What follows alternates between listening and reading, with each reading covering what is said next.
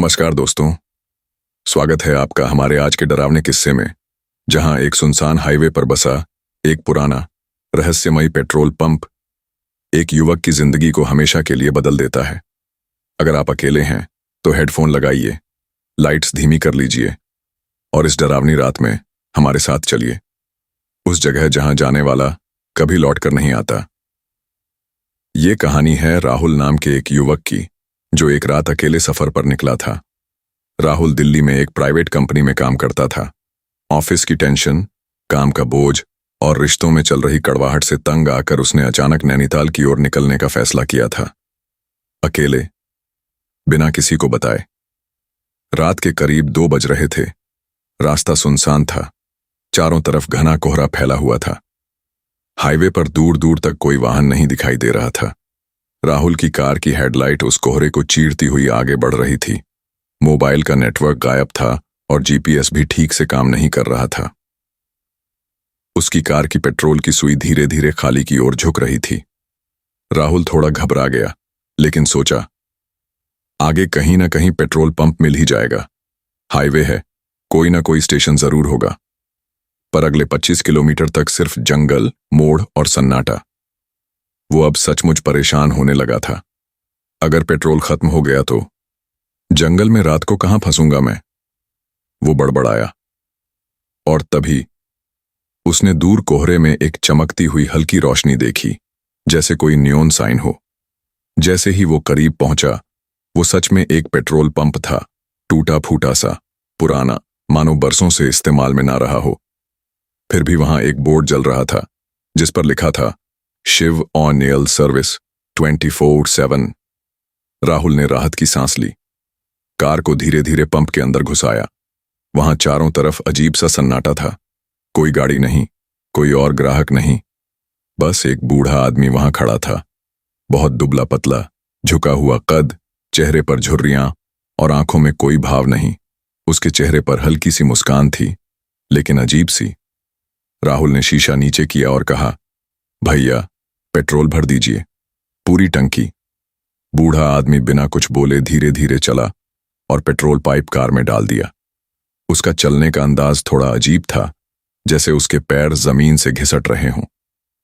Petrol भरते वक्त राहुल ने इधर उधर देखा। दीवारों पर पुरानी पोस्टर्स लटके हुए थे, जिनमें से ज्यादातर फटे हुए थे।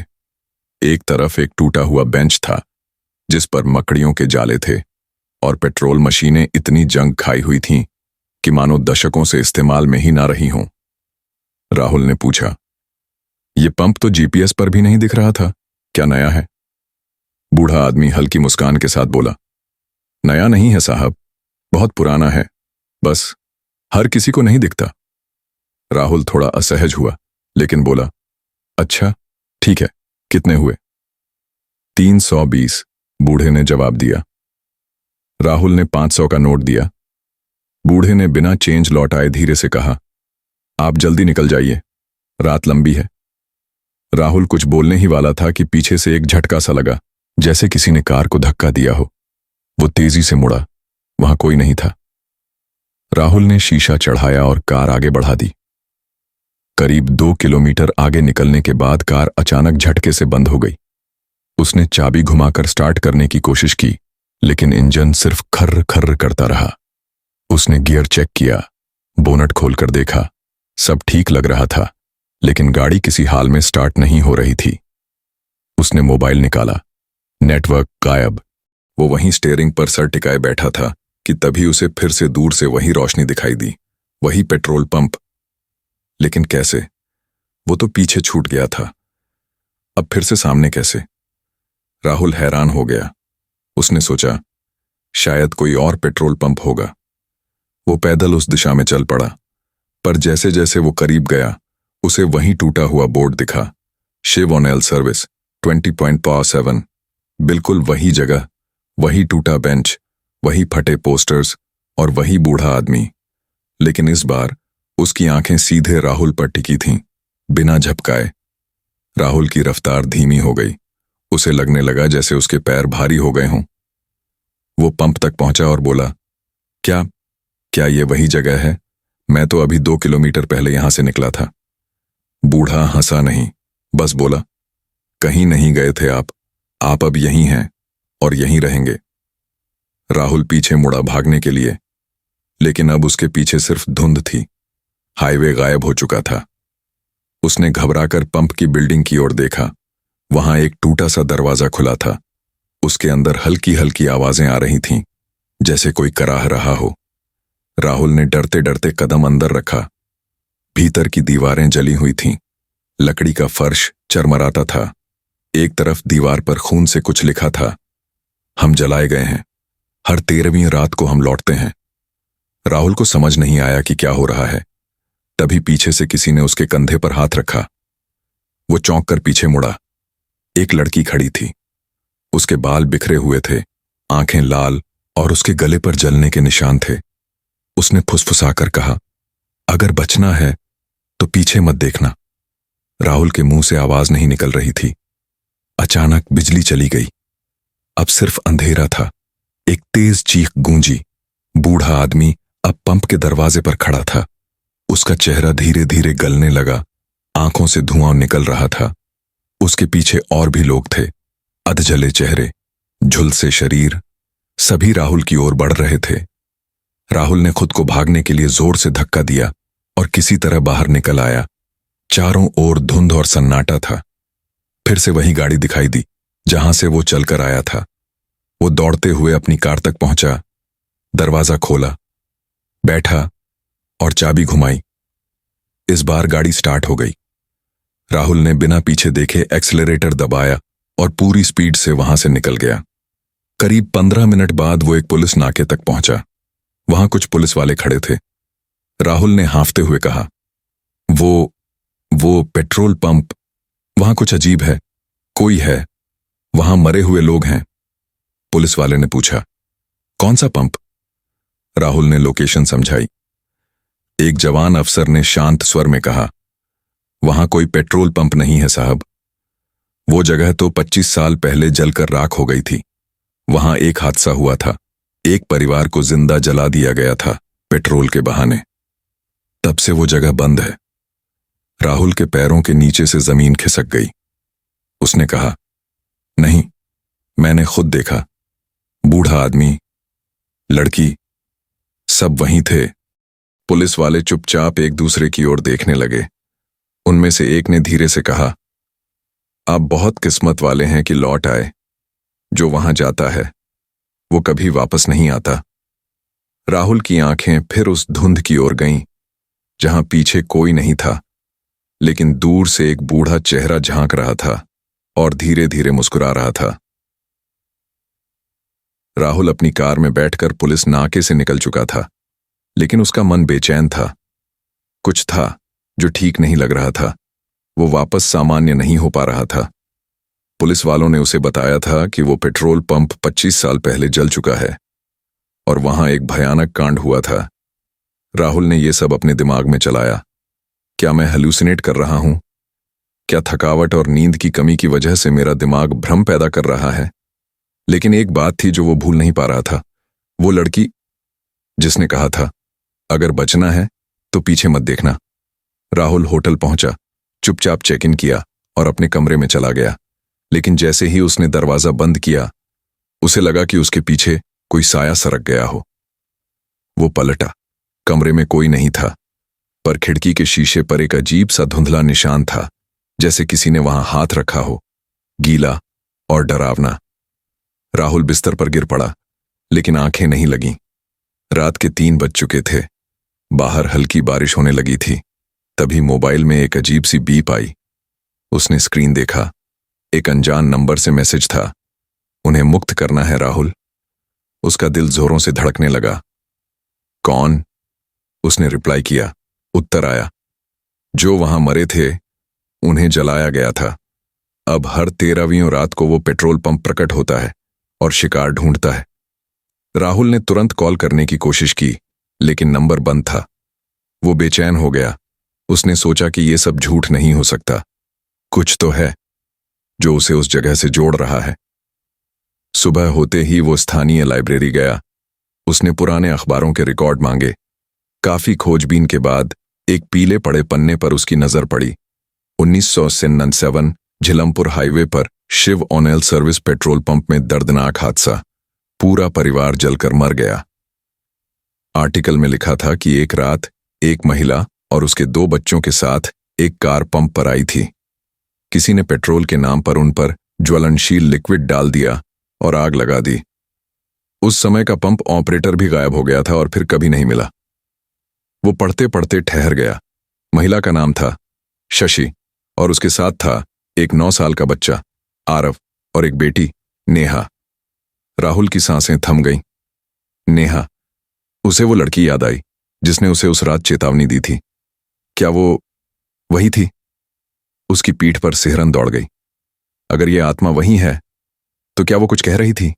क्या उसे मदद चाहिए थी? राहुल ने तय कर लिया, अब वो वापस जाएगा। इस बार डर कर नहीं, बल्कि जवाब ढूंढने। रात होने से पहले उसने कुछ चीजें इकट्ठा की। एक टॉर्च, पुराना कैमरा, कुछ अगरबत्तियां और एक पुरानी लाल किताब जिसमें आत्माओं की शांति के तरीके थे। रात के करीब 12:30 बजे वो फिर उसी रास्ते पर निकला, उसी सुनसान हाईवे की ओर। उसने देखा कि रास्ता जैसे खुद ब खुद उसे उस ओर खींच रहा है। जीपीएस बंद था, लेकिन फिर भी कार उसी दिशा में बढ़ती जा रही थी।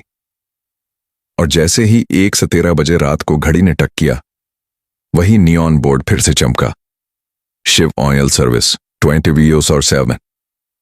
राहुल की धड़कनें तेज हो गईं। उसने कार रोकी और टॉर्च हाथ में लेकर बाहर निकला। इस बार वातावरण और भी अजीब था। हवा में एक ठंडक थी जो हड्डियों तक उतर रही थी। आकाश काला था, चांद कहीं नहीं था और हर तरफ सन्नाटा, इतना गहरा कि राहुल को अपनी सांसें भी तेज लगने लगीं। वो धीरे धीरे पंप की ओर बढ़ा। बूढ़ा आदमी वहां नहीं था, लेकिन पंप की मशीनें अब भी चल रही थीं। एक नली हिल रही थी, जैसे अभी अभी किसी ने उसे गिराया हो। राहुल धीरे धीरे पीछे की तरफ गया, जहां पिछली बार वो लड़की मिली थी। वहां एक छोटा कमरा था, जर्जर दरवाजा और टूटी हुई खिड़की। अंदर घुसते ही उसे फर्श पर खून के धब्बे दिखाई दिए, जो शायद कभी किसी का नाम लिखने की कोशिश में बदले थे। और फिर दीवार में एक छोटा सा दरार दिखाई दी। उसने ध्यान से देखा, वहां कोई तहखाना था। राहुल ने मोबाइल की फ्लैशलाइट जलाई और नीचे उतरने लगा। हर सीढ़ी पर आवाज गूंजती थी, खर्र खर्र खर्र। नीचे पहुंचते ही उसकी टॉर्च झपकने लगी, पर उसने हार नहीं मानी।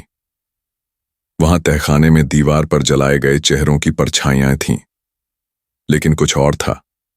एक कोना जहां कुछ खिलौने और राख जैसे जले हुए सामान पड़े थे। राहुल ने जैसे ही हाथ बढ़ाया, हवा में एक तेज झटका आया और एक लड़की की चीख गूंजी, मत छुओ उन्हें। वो पीछे पलटा, वही लड़की खड़ी थी। उसके बाल अब भी बिखरे थे, लेकिन आंखों में इस बार डर नहीं, एक दर्द था। नेहा, राहुल ने धीमे से पूछा। लड़की ने सिर हिलाया। तुम मर चुकी हो? उसने धीरे से कहा। हमें जिंदा जला दिया गया। पापा हमसे नाराज थे। वो पेट्रोल पंप पर काम करते थे। एक रात उन्होंने मां पर शक किया और आग लगा दी। सब जल गए, लेकिन हमारी आत्मा यहीं फंस गई। राहुल की आंखें भर आईं। मैं क्यों? उसने पूछा। मैं कौन हूं तुम्हारे लिए? लड़की बोली, तुम पहले भी यहां आए थे, पिछले जन्म में। तुम ही थे जिन्होंने पुलिस को बुलाया था, लेकिन देर हो गई थी। शायद यही कारण है कि तुम्हें फिर से यहां बुलाया गया। राहुल सन्न रह गया। अब क्या करूं? उसने पूछा। लड़की ने कहा, हमें मुक्त करो। हमें आग से मारा गया था, अब शांति की आग से हमें मुक्ति दो। वो किताब तुम लाए हो ना? राहुल ने किताब निकाली। उसने अगरबत्ती जलाई, किताब में लिखे मंत्र पढ़ने शुरू किए। लेकिन तभी एक तेज धमाका हुआ। पूरे तहखाने में आग की लपटें फूटने लगीं और उसी के साथ एक परछाई आई। वही बूढ़ा आदमी, अब भयंकर रूप में। उसका चेहरा आधा जला हुआ और हाथों में लोहे की छड़। तू बचकर नहीं जाएगा, उसने गुर्राते हुए कहा। राहुल ने आंखें बंद कीं और मंत्र को जोर से पढ़ना शुरू किया। आग तेज हो गई, कमरे की दीवारें कांपने लगीं और फिर एक गूंजती हुई चीख के साथ बूढ़े की परछाई टूटने लगीं। लड़की की आत्मा मुस्कुराई और उसके पीछे 2 और परछाइयां आईं। एक महिला और एक छोटा बच्चा। तीनों ने राहुल की ओर देखा और धीरे धीरे हवा में विलीन हो गए। तहखाने में अब शांति थी। राहुल जमीन पर गिर पड़ा, थका हुआ लेकिन राहत में। उसी रात पुलिस को उस जगह से कुछ जले हुए अवशेष मिले और एक पुरानी रिपोर्ट फिर से खोली गई। राहुल बच गया, लेकिन उस रात के बाद से वो बदला बदला रहने लगा। वो अब औरों की कहानियां सुनता है और उन्हें सुलझाने निकल पड़ता है। लेकिन क्या ये अंत है, या उस शापित पेट्रोल पंप में कुछ और भी छिपा है? राहुल उस रात के बाद पूरी तरह बदल चुका था। वो अब वैसा इंसान नहीं रहा था जो केवल अपनी नौकरी और अकेलेपन की वजह से सफर पर निकला था। अब उसके भीतर कुछ टूट चुका था, या शायद कुछ जाग चुका था। नेहा और उसके परिवार की आत्मा को मुक्त करने के बाद राहुल को लगने लगा कि वह कोई सामान्य इंसान नहीं, बल्कि कुछ ऐसा माध्यम है जो इन शापित आत्माओं को मुक्ति दिला सकता है। और यही सोचते हुए वह फिर से अपनी सामान्य जिंदगी में लौटने की कोशिश कर रहा था। पर शांति ज्यादा देर तक टिक नहीं पाई। 3 दिन बाद एक रात जब राहुल अपने कमरे में बैठा था, उसके कमरे की खिड़की अपने आप खुल गई। बाहर कोई आंधी नहीं थी, ना ही बारिश। फिर भी पर्दे फड़फड़ाए और कमरे में अजीब सी ठंडक भर गई। उसके बेड के पास रखे टेबल पर वही पुरानी लाल किताब थी जो उसने आत्मा मुक्त करने के लिए इस्तेमाल की थी। अचानक किताब अपने आप खुल गई और एक पन्ना पलटते हुए रुक गया। उस पन्ने पर कुछ लिखा नहीं था, लेकिन कुछ ही पल बाद उस सफेद पन्ने पर धीरे धीरे उभरने लगा। अभी सिर्फ एक को मुक्त किया, पर जो पंप के नीचे दफन है वो बाकी हैं। राहुल की रूह कांप गई। उसने किताब उठाई, पर उस पर कुछ भी नहीं लिखा था। सफेद पन्ना अब फिर से खाली था। उसने किताब बंद की और सोचा, क्या अब भी कुछ अधूरा रह गया? उसी रात राहुल को सपना आया, या यूं कहें एक और चेतावनी। सपने में वो फिर से उसी पेट्रोल पंप के नीचे तहखाने में था, लेकिन अब वहां और भी दरवाजे थे। एक नहीं, 4 तहखाने और हर दरवाजे पर एक नाम लिखा था, राख से। मनोहर 1963, सुलोचना 1971, मदन सिंह 1965, अनाम 1950। उसने दरवाजा खोलने की कोशिश की, लेकिन तभी पीछे से नेहा की आत्मा फिर प्रकट हुई। उसका चेहरा अब शांत था, पर आंखों में फिर वही चिंता लौट आई थी। उसने कहा, राहुल, तुम्हें जो दिखा वो सिर्फ सतह था। शिव ऑयल सर्विस कभी सिर्फ एक पंप नहीं था, वो एक रास्ता है, नरक और इंसान की दुनिया के बीच का रास्ता। वहां हर दशक में किसी न किसी को चढ़ावे के रूप में मारा जाता रहा है। मेरी माँ, मैं, आरव, हम तो बस उस परंपरा की आखिरी कड़ी थे। लेकिन जिनकी आत्माएं वहां गड़ी हैं, वो अब भी मुक्त नहीं हो पाई। राहुल घबराया। क्या मुझे फिर से जाना होगा? नेहा ने धीरे से सिर हिलाया। इस बार तुम्हें अकेले नहीं जाना होगा। इस बार वो तुम्हारा इंतजार कर रहे हैं। अचानक सपना टूट गया। राहुल पसीने से भीगा हुआ उठा। बाहर अब सुबह हो चुकी थी, लेकिन उसके भीतर रात गहराती जा रही थी।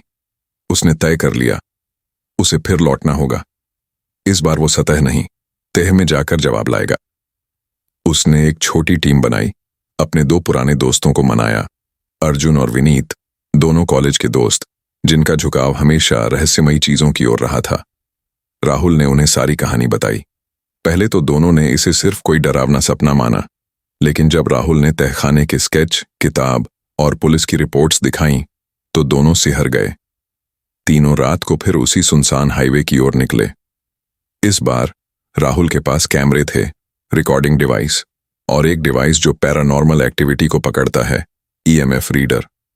रात के ठीक 1:13 बजे जब हवा में अजीब सी गर्मी महसूस होने लगी, वो जगह फिर सामने आई। वही पंप जो न GPS में था, न किसी सरकारी नक्शे में। लेकिन इस बार वहां और भी कुछ था। पंप अब पहले से बड़ा लग रहा था। मशीनें पूरी चालू थीं, रोशनी और भी तेज थी। ऐसा लग रहा था जैसे वो पंप अब खुद ही जीवित हो गया हो। राहुल ने अपने दोस्तों से कहा, याद रखना, कोई भी दरवाजा खुद से मत खोलना और पीछे मत देखना जब तक मैं न कहूं। तीनों ने टॉर्चें जलाईं और पीछे की तरफ गए। उसी टूटी बिल्डिंग में घुसते ही अचानक हवा का दबाव बदल गया, जैसे कमरे में ऑक्सीजन कम हो गई हो। उनकी सांसें तेज चलने लगीं और तभी फर्श पर एक दरार फटी और वहां नीचे जाने के लिए एक सीढ़ी प्रकट हुई। वो वहीं तहखाना था, लेकिन अब उसका रूप पूरी तरह बदल चुका था। अब ये किसी घर के तहखाने जैसा नहीं, बल्कि किसी मंदिर की तरह दिखता था, लेकिन एक ऐसा मंदिर जो अंधेरे, राख और बलिदान से बना हो। तीनों नीचे उतरे, धीरे धीरे। हर दीवार पर पुराने जमाने के लोगों की छायाएं थीं, जैसे जलते समय उनके चेहरे वहीं छप गए हों। वहां हवा में गंध थी, जली हुई त्वचा और पुराने खून की। वहां एक पत्थर की बनी पट्टी पर कुछ खुदा हुआ था। जो शांति से मरे, उन्हें शांति दो। जो डर से मरे, उन्हें याद रखो। जो बलिदान में मरे, उन्हें मुक्त करो। राहुल ने किताब निकाली, अर्जुन ने अगरबत्तियां जलाईं और विनीत ने ईएमएफ रीडर ऑन किया। जैसे ही डिवाइस ऑन हुआ, उसमें तीव्र गड़गड़ाहट गूंजी और सभी ओर से अजीब आवाजें आने लगीं। एक दरवाजा खुद ब खुद खुल गया। राहुल ने अंदर झांका। वहां एक आदमी दीवार से बंधा हुआ था, अधजली चमड़ी, हाथों में जंजीरें और मुंह से सिर्फ एक शब्द निकला, मुझे भुला दिया गया। वो मनोहर था, 1983 का बलिदान। राहुल ने जैसे ही शांति मंत्र पढ़े, आग की एक लहर सी कमरे में फैली, लेकिन जलाने वाली नहीं, मुक्त करने वाली। मनोहर की आत्मा धीरे धीरे धुएं में बदल गई और कमरा फिर से बंद हो गया। बाकी 3 दरवाजे अब कांपने लगे। अचानक पीछे से अर्जुन चीखा, वो देखो! पीछे एक और आत्मा प्रकट हुई थी, एक औरत जो उल्टा हवा में लटक रही थी, बाल जमीन से उलझे हुए, आंखें सफेद और मुंह से खून टपक रहा था। विनीत कांपने लगा। ये सुलोचना है, 1971। वो आत्मा अब बोलने लगी, क्यों आए हो? मुझे फिर से जलाने? राहुल ने कहा, नहीं, तुम्हें मुक्त करने। लेकिन आत्मा ने जोर से चीखा और चारों ओर की चीजें हवा में उड़ने लगीं। एक एक कर पत्थर, मिट्टी, लकड़ी हवा में चक्रवात की तरह घूमने लगे। राहुल ने जोर से किताब का पन्ना खोला और आंखें बंद कर मंत्र पढ़ने लगा। अर्जुन और विनीत ने कांपते हुए अगरबत्तियां उसके चारों तरफ घुमा दी। अचानक कमरा शांत हो गया। वो आत्मा थरथराते हुए जमीन पर उतरी और फिर धीरे धीरे आंखों से आंसू बहते हुए गायब हो गई। दूसरा दरवाजा भी शांत हुआ। राहुल अब थक चुका था, लेकिन जानता था 2 और आत्माएं बाकी हैं, और चौथे दरवाजे पर जो लिखा था वो अब तक का सबसे भयानक नाम था, अनाम, 1950। इस आत्मा का कोई नाम नहीं था, कोई चेहरा नहीं, कोई रिकॉर्ड नहीं। राहुल ने धीरे से कहा, यह आत्मा शायद इस सब का मूल कारण है। और जैसे ही उसने चौथे दरवाजे की ओर कदम बढ़ाया, सारी बत्तियां बुझ गईं। चारों तरफ अंधेरा फैल गया और एक धीमी आवाज गूंजी, अब तेरा नाम भी यही होगा, अनाम। पेट्रोल पंप के तहखाने से बाहर निकलते ही राहुल की सांसें तेज हो गईं। उस अजीब और सड़े हुए माहौल में खड़ा होना जैसे जहर पीने के बराबर था। आंखें लाल, दिल की धड़कनें बेकाबू और मस्तिष्क में बस एक ही सवाल गूंज रहा था, मैं यहां से बाहर कैसे निकलूं? लेकिन जैसे ही उसने ऊपर देखा, उसकी रूह कांप उठी। जिस पेट्रोल पंप को वो पहले सुनसान और वीरान समझ रहा था, अब वहां भीड़ थी। मगर ये कोई सामान्य भीड़ नहीं थी। ये लोग हवा में तैरते प्रतीत हो रहे थे। उनके कपड़े 90 के दशक जैसे पुराने थे और चेहरे तो जैसे किसी नरक से निकले हों। कई के चेहरों पर खाल ही नहीं थी, कुछ के आंखों की जगह खाली गड्ढे थे और कुछ तो पूरी तरह अधजले हुए थे। राहुल ने देखा कि पंप के ठीक सामने एक खंडहरनुमा ऑफिस था, जहां से सफेद धुएं की लहरें निकल रही थीं। उसी धुएं के बीच वह बूढ़ा आदमी खड़ा था, वही जिसने पहली बार राहुल को पेट्रोल दिया था। पर अब उसकी शक्ल बदल चुकी थी। उसकी पीठ से धुआं उठ रहा था, चेहरा झुलसा हुआ और आंखें लाल अंगारों जैसी चमक रही थीं। उसकी मुस्कान अब दया की नहीं, मौत की थी। अब तू भी हमारे साथ चलेगा। बूढ़े की आवाज में अब भय की गर्जना थी, क्योंकि तूने हमारी सच्चाई देख ली है और यहां से कोई सच्चाई जानकर नहीं जाता। राहुल पलटकर भागा, लेकिन जैसे ही वो दौड़ा, जमीन नीचे से खिसकती गई। उसकी टांगें लड़खड़ाई और वो जोर से जमीन पर गिर पड़ा। फिर अचानक वही लड़की, जिसका नाम शायद प्रिया था, उसकी तरफ दौड़ती हुई आई। रुको! उसने चीखते हुए कहा, तुम्हें इस जगह की सच्चाई अभी और जाननी होगी, वरना ये तुम्हें निगल जाएगी। राहुल कांपते हुए बोला, ये सब क्या है? ये लोग कौन हैं? और तू कौन है? प्रिया की आंखें भर आईं। मैं भी एक यात्री थी 1997 में। मेरे मम्मी पापा और मैं नैनीताल जा रहे थे। रास्ते में हमारी गाड़ी में आग लग गई और हमने इस पंप पर रुकने की गलती कर दी। इस पंप पर कोई हादसा नहीं हुआ था राहुल, उसने रुकते हुए कहा। यहां बलिदान हुआ था, मानव बलिदान। लेकिन क्यों? राहुल ने कांपती आवाज में पूछा। क्योंकि ये जमीन शापित है, प्रिया ने कहा। इस जमीन के नीचे प्राचीन जमाने में एक तांत्रिक आश्रम था। वहां रूहों को बंद किया गया था। जब इस जगह को खोदकर पेट्रोल पंप बनाया गया तो वो आत्माएं जाग गईं, और अब हर 13 साल बाद वो नई आत्माएं मांगती हैं, जिंदा आत्माएं। राहुल अब पूरी तरह समझ चुका था कि यह कोई आम पेट्रोल पंप नहीं था। यह नरक का एक द्वार था, एक ऐसा स्थान जो भूखी आत्माओं का घर बन चुका था। अचानक एक जोरदार चीख गूंजी, समय हो गया है।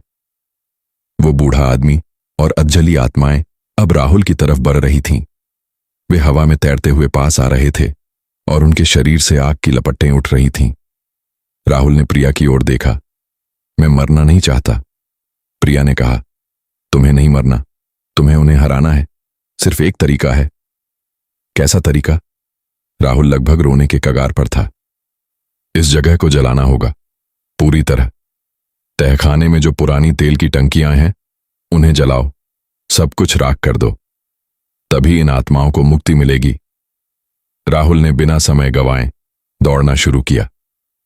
अधजली आत्माएं पीछे पीछे चीखती हुई आ रही थीं। बूढ़ा तांत्रिक भी अब हवा में उड़ता हुआ चिल्ला रहा था, तू आग नहीं जला सकता, ये मेरी जगह है।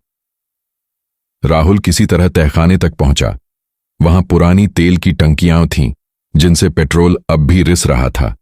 एक तरफ लकड़ी के बक्से थे जिनमें पुराने कागज, रजिस्टर और एक बोतल में केरोसिन रखा हुआ था। उसने बक्सों में आग लगाई और उस आग को धीरे धीरे टंकियों तक पहुंचाया। पेट्रोल की गंध अब हवा में घुलने लगी थी। आत्माओं की चीखें और ज्यादा तेज हो गईं। नहीं, ये नहीं हो सकता। बूढ़ा तांत्रिक अब एक बेकाबू आग का गोला बन गया था। उसकी आंखों से खून बह रहा था और शरीर से धुआं। जैसे ही आग टंकियों तक पहुंची, एक जोरदार धमाका हुआ। पूरी जमीन कांप गई। ऐसा लगा जैसे सैकड़ों आत्माओं ने एक साथ चीख मारी हो। राहुल का शरीर भी उस विस्फोट से दूर जा गिरा। आंखें बंद हो गईं। धूल और राख की बारिश होने लगी। फिर एक गहरी शांति। जब राहुल ने होश खोला तो वह एक अस्पताल के बिस्तर पर था। पास में एक पुलिस वाला बैठा था। उसने कहा, आपको एक ट्रक ड्राइवर ने हाईवे पर बेहोश पाया था। पीछे सिर्फ जली हुई जमीन थी, वहां कोई पेट्रोल पंप नहीं था। राहुल चुप था। उसने अस्पताल की खिड़की से बाहर देखा। तेज धूप थी। जीवन सामान्य लग रहा था, लेकिन जैसे ही उसकी निगाह अपने बैग पर गई, वह डर गया। बैग के ऊपर एक जला हुआ रजिस्टर रखा था, उसी पेट्रोल पंप का जिसमें सारे मृतकों के नाम दर्ज थे। उस पर आखिरी नाम लिखा था, राहुल वर्मा। आग से नहीं बचा, अब उसकी बारी है। राहुल की चीख अस्पताल के कमरों में गूंज उठी। जैसे ही राहुल ने आग से भरे उस पथरीले दायरे को पार किया, एक जोरदार चीत्कार गूंज उठा। वो चीख न इंसानी थी, न जानवरों की। वो किसी ऐसी सत्ता की थी जो समय से परे थी, जो इंसान की समझ से बाहर थी। उसके कान झंझना उठे। आंखों के सामने अंधेरा छाने लगा। शरीर थर-थर कांप रहा था, जैसे किसी ने उसकी आत्मा को निचोड़ लिया हो। पर अगली ही सांस में उसे लगा जैसे वक्त रुक गया हो।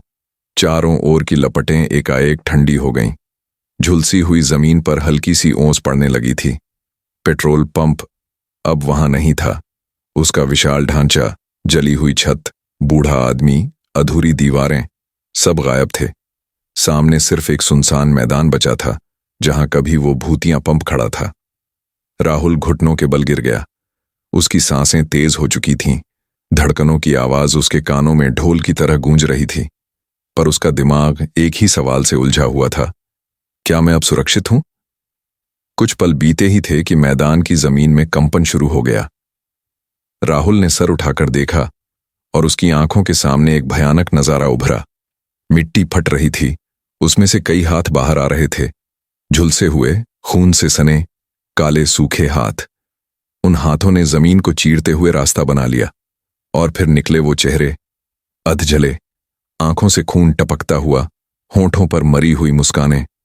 राहुल, किसी ने उसके कान में धीमे से पुकारा।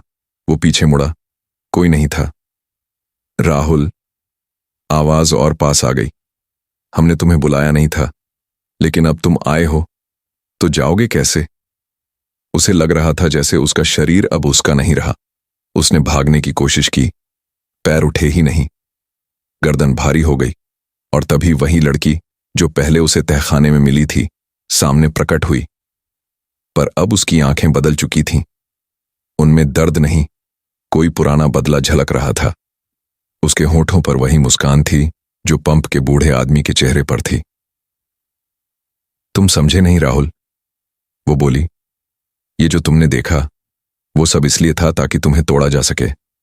तुम्हारी आत्मा की सबसे सुंदर चीज थी विश्वास, और हमने उसे तोड़ दिया। अब तुम हमारे हो। राहुल ने हिम्मत जुटाकर पूछा, तुम कौन हो? लड़की मुस्कुराई और अचानक उसका चेहरा बदलने लगा। आंखें काली हो गईं, नाक से खून बहने लगा और चेहरा झुलसने लगा जैसे आग में डाला गया हो। हम वही हैं जिन्हें जिंदा जलाया गया था। हम वही हैं जिनकी चीखें कभी किसी ने नहीं सुनी। और अब हर 13वीं रात को हम अपने जैसे एक और को बुलाते हैं। इस बार तुम हो। राहुल ने चिल्लाकर कहा, पर मैं तो बस पेट्रोल भरवाने आया था, मेरा कोई कसूर नहीं। यहां कोई भी अपने कसूर से नहीं आता, लड़की ने धीमे से कहा। यहां तो वो आते हैं जिनका डर उनका सबसे बड़ा साथी बन चुका हो। तुम्हारे अंदर वो डर था और हमने उसे देखा, हमने तुम्हें चुना। राहुल पीछे हटने लगा, पर हर ओर से वो मरे हुए चेहरे उसे घेर चुके थे। कोई उसकी पीठ पर हाथ रख रहा था, कोई उसकी सांसों में फूंक मार रहा था। उसकी आंखों के आगे सब कुछ धुंधला पड़ रहा था। अगर तुम इस शाप से बचना चाहते हो, लड़की बोली, तो एक रास्ता है। क्या? राहुल ने थरथराती आवाज में पूछा। जिस तरह हमें जलाया गया था, उसी तरह तुम्हें भी जलना होगा। राहुल स्तब्ध रह गया। तुम पागल हो, मैं मर जाऊंगा। नहीं, वो बोली, तुम्हारी देह जलेगी, आत्मा आजाद हो जाएगी, और तब हो सकता है कि तुम बच जाओ, या शायद हम तुम्हें पूरी तरह अपना बना लें। राहुल के सामने एक पुराना टूटा हुआ तेल का ड्रम रखा गया। उसमें पेट्रोल था, वही बदबूदार जलता हुआ तरल जो अब मौत से कम नहीं लग रहा था। उसके हाथ में एक माचिस थमाई गई। चारों तरफ खामोशी छा गई। सब आत्माएं उसे देख रही थीं। राहुल ने माचिस उठाई। उसने खुद से कहा, या तो मैं मरकर बचूं या जिंदा रहकर खो जाऊं। उसने कांपते हाथों से माचिस जलाई। एक छोटी सी लौ जली और फिर धाएं, पूरा मैदान जलने लगा। आग की लपटें उठीं, चीखें, गूंज, धुआं, राख, सब मिलकर एक अंतहीन तूफान बन गए। राहुल की चीख भी उस तूफान का हिस्सा बन गई। सब कुछ जलकर राख हो गया। और अगली सुबह वही हाईवे, वही जगह, एक नया पेट्रोल पंप वहां खड़ा था, चमचमाता हुआ, नया सा। एक नीली यूनिफॉर्म में नौजवान मुस्कुराते हुए ग्राहकों को पेट्रोल भर रहा था। उसके नाम की पट्टी पर लिखा था, राहुल मिश्रा, सर्विस एग्जीक्यूटिव। और उसके चेहरे पर वही मुस्कान थी जो उस बूढ़े पंपमैन के चेहरे पर थी। एक ट्रक ड्राइवर ने पूछा, भाई, ये पंप तो कभी था ही नहीं यहां, अभी नया नया बना है क्या? राहुल ने आंखें उठाईं और धीमे से कहा, हम हर 13वीं रात को लौटते हैं ताकि कोई नया आ सके। पृष्ठभूमि में वही लड़की खड़ी थी, अब एक नई यूनिफॉर्म में। दोनों की आंखें एक दूसरे से मिलीं और फिर आसमान की ओर देखा, जैसे उस नीले आसमान में भी कोई देख रहा हो, नीचे की ओर। और कहानी वहीं खत्म नहीं होती, क्योंकि अगली 13वीं रात फिर से आने वाली थी। क्या अगला तुम हो, या तुम पहले ही देख चुके हो उस सुनसान हाईवे को जहां एक पंप अचानक प्रकट होता है? याद रखना, अगर वो पेट्रोल पंप कभी तुम्हें दिखे तो रुकना मत, क्योंकि ये तुम्हारा आखिरी पड़ाव हो सकता है।